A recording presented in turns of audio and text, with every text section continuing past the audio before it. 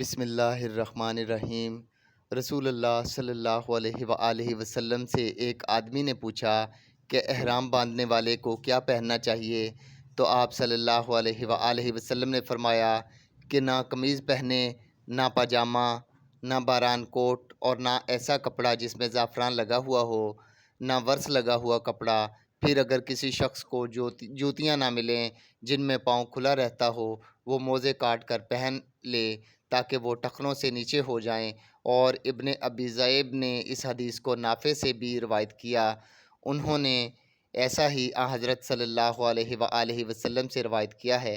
सही बुखारी हदीस नंबर 366।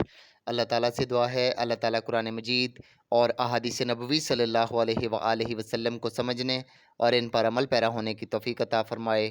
व आखिरु दावा अनिल हम्दुलिल्लाहि रब्बिल आलमीन।